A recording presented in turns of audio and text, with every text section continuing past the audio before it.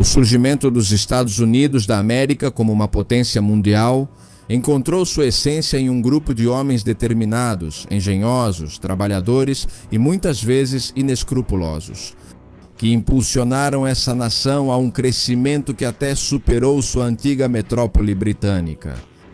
Uma das maiores encarnações desses homens foi John Pierpont Morgan, que se tornou o banqueiro mais poderoso da história de seu país, alcançando um nível de influência sem precedentes sobre as finanças, a indústria, o bolso e até mesmo a cultura de toda uma nação e depois do mundo.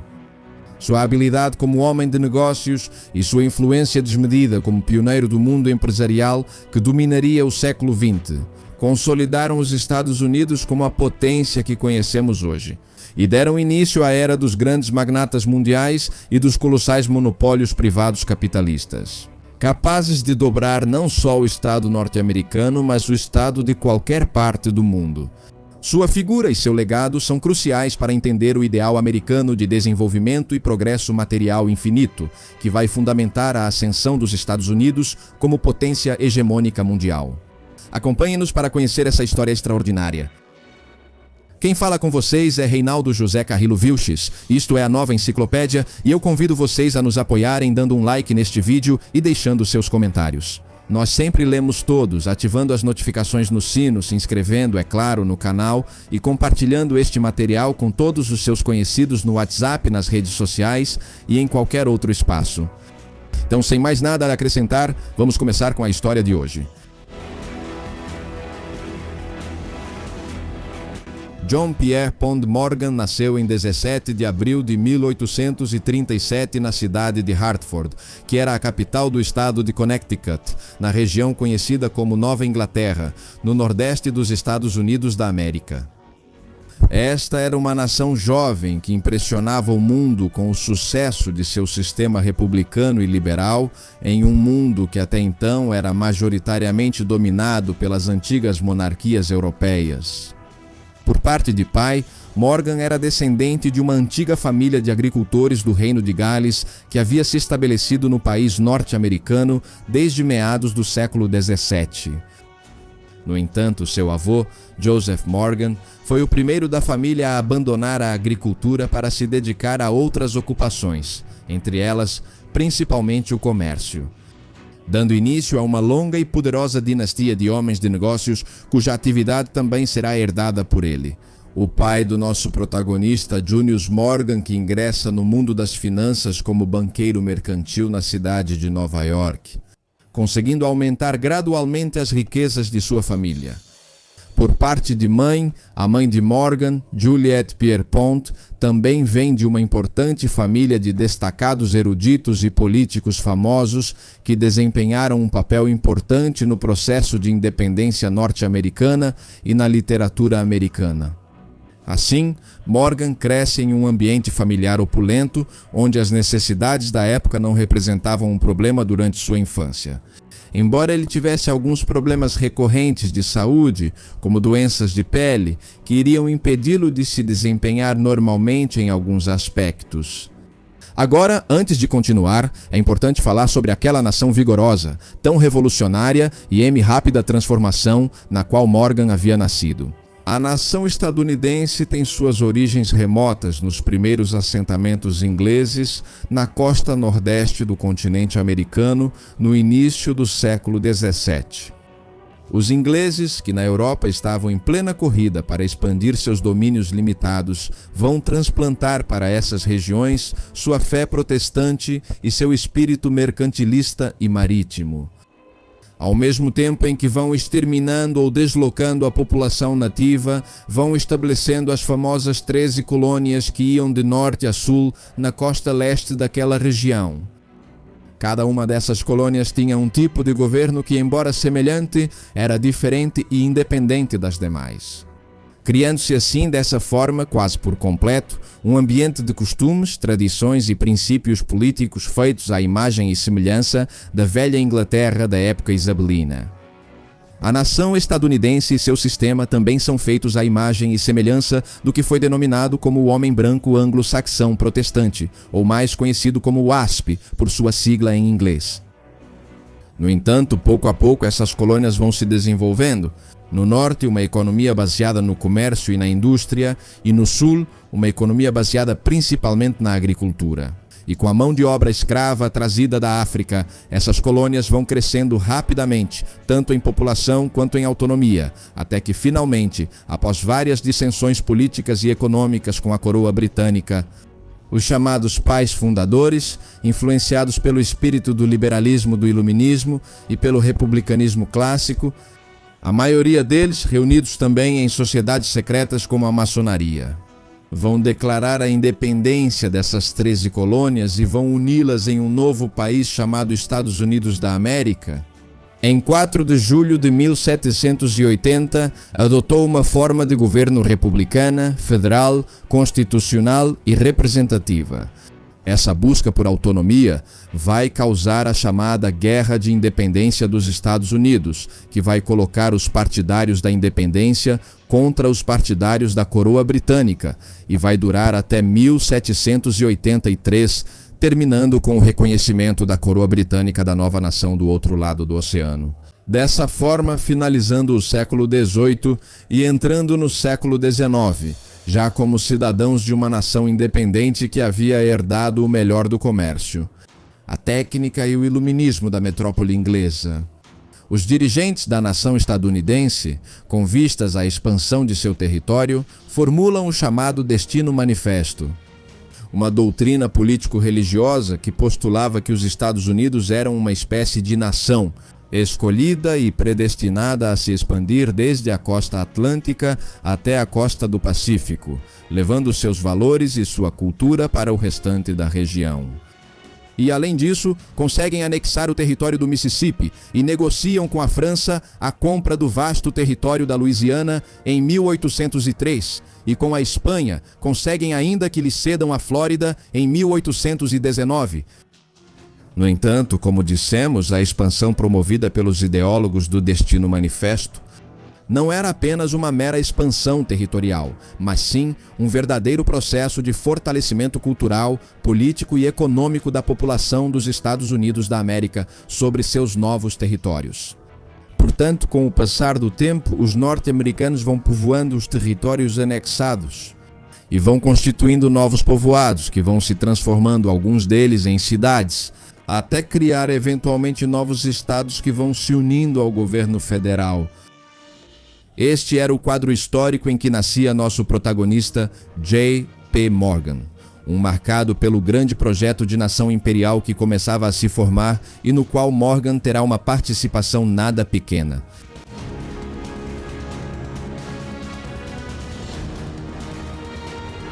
Durante sua juventude, Morgan vai ter um caráter rebelde e pouco dedicado aos estudos.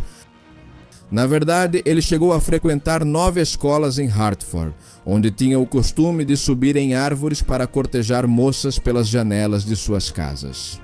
Na primavera de 1850, o pai de Morgan decide mudar a família para a cidade de Boston para iniciar um novo negócio de importação. Lá em Boston, Morgan, com 13 anos de idade, passa a se dedicar seriamente aos estudos, ingressando na Academia Episcopal e, eventualmente, na escola secundária de Boston. English, onde aprende idiomas como latim e grego, além de se desenvolver em diferentes áreas do conhecimento. Naquela época, Morgan vai desenvolver um interesse por finanças, assim como por aritmética, mantendo um controle de suas receitas e despesas em um caderno e assumindo a gestão das contas do negócio de seu pai. No entanto, Morgan vai sofrer de uma dolorosa doença articular que o deixa com uma grave deficiência ao andar, sendo obrigado, por recomendação médica, a buscar novos ares e novos lugares para sua melhora. Assim, no final de 1852, aos 15 anos de idade, Morgan embarca em sua primeira viagem oceânica para a ilha de Fallal, no arquipélago dos Açores, em Portugal. Lá, ele fica fascinado pela atividade portuária da ilha, observando e perguntando atentamente aos marinheiros sobre o dinamismo comercial dos navios que atracavam naquele local. Em abril de 1853, Morgan vai para a Inglaterra para se reunir com parte de sua família e acompanha seu pai a importantes reuniões com banqueiros em Londres. Depois ele inicia uma viagem pelo restante da Europa, onde consegue ver de longe em diferentes eventos os principais monarcas do velho continente. Já de volta a Boston, Morgan conclui seus estudos do ensino médio e, ao mesmo tempo, seu pai faz um movimento crucial para a vida de ambos, quando se associa com a firma londrina do poderoso banqueiro americano George Peabody, formando assim a empresa Peabody Morgan Company. Isso significava um enorme salto para a família Morgan, que agora começava a construir um poderoso império bancário. Como consequência desse novo grande empreendimento, a família se muda para a cidade de Londres. E Junius Morgan, o pai do nosso protagonista, será o encarregado de administrar os negócios de seu sócio, George Peabody, que estava em processo de aposentadoria. Paralelamente, Morgan é enviado por seu pai para a Suíça para estudar, com o objetivo de eventualmente aos 18 ou 19 anos ingressar na Universidade Alemã de Göttingen, com o objetivo de que ele falasse fluentemente alemão e outros diversos idiomas estrangeiros necessários para os negócios internacionais. Na Alemanha, Morgan vai ter um desempenho acadêmico excepcional, destacando-se nos idiomas, na álgebra e na trigonometria. O jovem Morgan não sabia que toda a sua preparação acadêmica diversa iria se unir para lhe render grandes frutos em sua próxima vida profissional.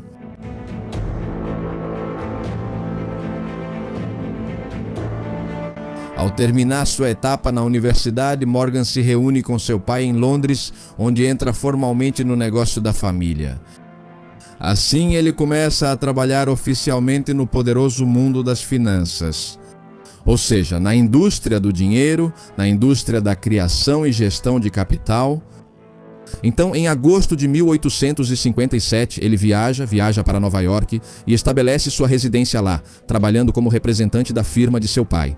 Nos Estados Unidos pujantes e vigorosos, especificamente na área de financiamento comercial de curto prazo. Quando Morgan retorna aos Estados Unidos, o país enfrentava uma importante crise econômica, como consequência do declínio mundial, conhecido como o Pânico de 1857. Essa crise marca o fim da expansão econômica que havia caracterizado a nação norte-americana após a corrida do ouro iniciada em 1848. No entanto, Morgan, já com 20 anos de idade, não se deixaria intimidar por essa situação e, em um episódio curioso, decide arriscar o dinheiro da firma de seu pai para comprar uma carga de café no porto de Nova Orleans. Sua previsão é que haveria uma mudança abrupta no mercado e nos preços, o que lhe permitiria revendê-lo rapidamente com sobrepreço, algo que de fato consegue e obtém um lucro considerável. Mas, apesar desse sucesso, a operação lhe rende a reprovação da firma de seu pai, que lhe nega a possibilidade de se tornar sócio. Em rejeição a essas práticas altamente econômicas, a decisão conta ainda com o apoio de seu pai, Junius, que condena a manobra por considerá-la uma conduta usurária. Este episódio, no entanto, vai revelando o caráter ambicioso e astuto do jovem Morgan. Em 1861, Morgan é testemunha da violenta vitória presidencial do renomado Abraham Lincoln. Vitória que, como mencionamos anteriormente, vem acompanhada de um agravamento dos conflitos políticos e sociais na nação norte-americana. Conflito resultantes de visões diferentes sobre como conduzir o país nas áreas econômica, política, social e em temas como a escravidão. Essa conflitualidade acaba levando à secessão dos estados do sul dos Estados Unidos e à união desses estados como uma nova nação independente, sob o nome de Estados Confederados da América, o que leva diretamente a um enorme conflito interno sem precedentes na história dos Estados Unidos, conhecido como a Guerra Civil Americana, que vai colocar unionistas e confederados frente a frente. Morgan, por sua vez, não tinha nenhuma vontade de ir lutar naquela guerra e consegue evitar o recrutamento militar, pagando por um substituto para ocupar seu lugar no exército. Uma prática que se tornou comum entre as classes abastadas da sociedade americana naquela época de guerra. À medida que as hostilidades iam se desenvolvendo, Morgan mudou sua forma de fazer negócios. Após o colapso das exportações de algodão e o declínio da construção de ferrovias, Diante disso, ele decide se dedicar totalmente ao mercado financeiro. Por sua vez, Morgan aproveita a situação da guerra, emprestando dinheiro para pessoas que compravam velhos fuzis do governo e os revendiam para o exército da União com um enorme lucro. Uma operação meramente especulativa que não agregava nenhum valor à economia, e menos ainda em uma situação de guerra, pela qual o jovem Morgan foi acusado, porém, ele não deu importância.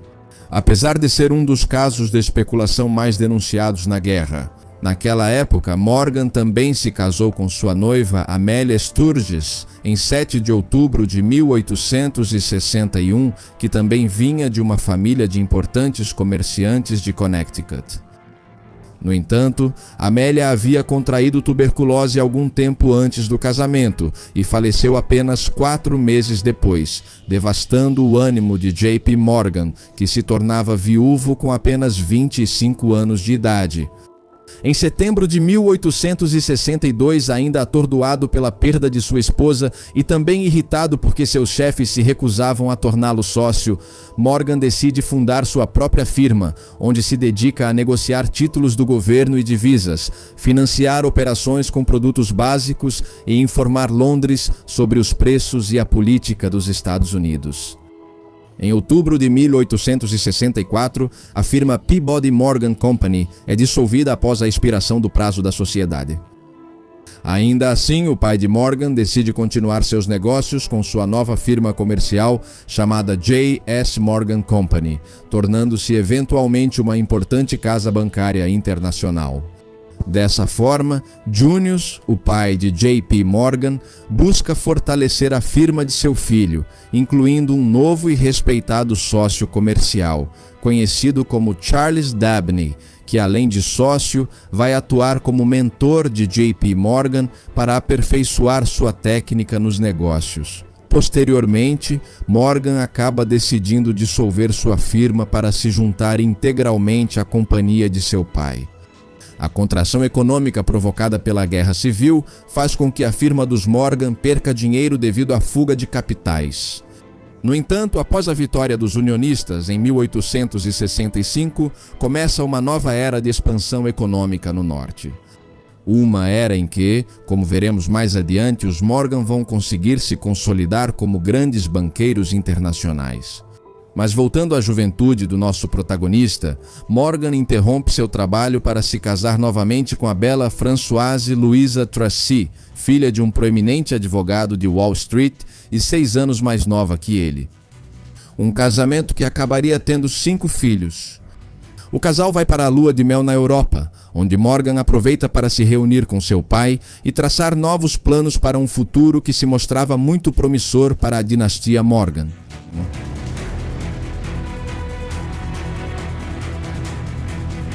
Como mencionamos, terminada a Guerra Civil, os Estados Unidos, nas próximas décadas, vão surgir como uma potência mundial através de uma vertiginosa expansão econômica, industrial e cultural. Uma era de progresso sem precedentes chamada de Era Dourada, onde também as companhias e empresas dos principais magnatas da nação vão desempenhar um papel fundamental para o destino do país. No que também vem a ser o auge do capitalismo, como modo de produção em nível mundial. Nesse sentido, em 1869, Morgan será testemunha direta desse desenvolvimentismo nacional, aventurando-se pela primeira vez em uma viagem ao oeste do país, na recém-inaugurada Ferrovia Transcontinental. Uma façanha da engenharia e do trabalho humano, que vai se estender por mais de 10 mil quilômetros e que vai revolucionar a economia e as relações humanas desse país. Essa experiência vai renovar o interesse de Morgan em investir no setor ferroviário que estava em pleno auge. Assim, Morgan retorna a Nova York e enfrenta uma disputa judicial para obter o controle de uma ferrovia que havia sido recém-concluída no norte do estado de Nova York. Lá, Morgan, com 32 anos, surpreende muitos com suas manobras legais, usando a empresa de um sócio seu para adquirir a maioria das ações da ferrovia. E depois convoca uma assembleia de acionistas para decidir, por meio de uma votação, o controle da empresa. O resultado será uma vitória para Morgan, que depois será ratificada por um tribunal superior do estado.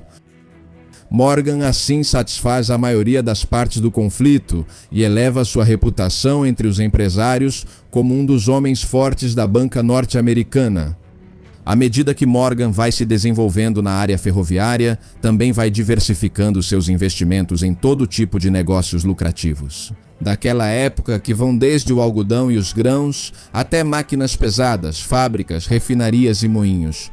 Vale ressaltar que naquela época, os Estados Unidos operavam sem um banco central, sem um banco centralizado que fosse o único com poder de emitir moeda e regular o crédito. De modo que os bancos privados e os banqueiros privados, especialmente da área de investimentos, tinham uma capacidade quase oficial de emitir moeda, ou seja, de serem uma entidade emissora de moeda. Isso começava a despertar um importante debate na sociedade civil norte-americana sobre o poder que esses grandes capitalistas estavam acumulando e o nível de influência que tinham no bolso da população. À medida que a carreira de Morgan ia crescendo, ele dava seus primeiros passos no que, com o tempo, passou a ser chamado de filantropia. A prática em que grandes magnatas e capitalistas investem dinheiro não só em suas empresas, mas também no mundo da educação, de propriedades, medicina, alimentação, cultura e ciências. No caso de Morgan, ele começa financiando a fundação do Museu de História Natural e, mais tarde, o Museu de Arte de Nova York, junto com Theodore Roosevelt Sr., que era pai do futuro presidente norte-americano. Esse foi um dos primeiros exemplos do que mais tarde seria a fusão entre o grande capital e o mundo da cultura e da academia, representada por figuras como a Fundação Rockefeller e, posteriormente, por diversos bilionários até os dias de hoje. No meio de tudo isso, em 1871, acontece a saída repentina da sociedade comercial de seu sócio e mentor, Charles Dabney. Isso leva Morgan a considerar abandonar o negócio financeiro. No entanto, com a intervenção de seu pai, Morgan decide criar uma nova firma, desta vez em parceria com um homem chamado Anthony Joseph Drexel, que era um destacado banqueiro internacional da Filadélfia, cuja base operacional ficava em Paris. Em meio a esse grande debate sobre o tema bancário e monetário nos Estados Unidos, em 1873, o Departamento do Tesouro desse país pede a Morgan que crie um sindicato de investidores para ajudar o governo federal a substituir 300 milhões de dólares. Dólares em títulos da Guerra Civil de alto rendimento, entregues pelo governo federal a investidores para se financiar, seriam trocados por novos títulos com juros menores. Isso será limitado. Emitidos que pagaran una tasa de interés más baja. Esta va a ser la primera prueba del poder. O novo sindicato para a substituição evidencia a influência que Morgan exercia sobre o governo dos Estados Unidos. O que se comentava na época é que a escassez de capital e liquidez monetária da época, diante das dívidas existentes, ameaçava desencadear um efeito dominó de endividamento que poderia resultar em uma grave depressão econômica. O medo da população de perder suas economias em caso de um colapso bancário era algo palpável e discutido diariamente. Gerando assim, naquele ano de 1873, uma retirada massiva de fundos dos bancos, agravando ainda mais a crise. Diante da incapacidade do governo federal de lidar com essa situação financeira, ele se vê na necessidade de recorrer a banqueiros proeminentes como Morgan para enfrentar essa situação. Durante essa crise, a inteligência e astúcia de Morgan vão se destacar entre os demais banqueiros, conseguindo manobrar e se consolidar em um papel semelhante ao de um banco central naquela conjuntura, organizando empréstimos e importando dinheiro da Inglaterra para injetar capital diante da recessão.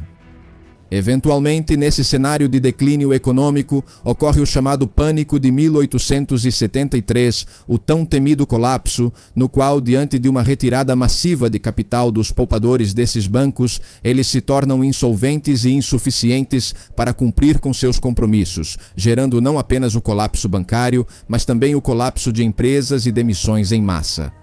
E evidenciando o que alguns chamaram e consideraram como a primeira crise sistêmica do capitalismo mundial. Além da crise econômica, o fato é que, como mencionamos, Morgan soube aproveitá-la para aumentar sua riqueza e consolidar ainda mais sua posição na banca mundial. E não só isso, mas também nos Estados Unidos ele se consolidava como uma das figuras mais importantes do mundo financeiro. Assim, nos anos seguintes, Morgan vai mover seus investimentos com extrema cautela devido à volatilidade da época. Desenvolveu um caráter obstinado e metódico no trabalho.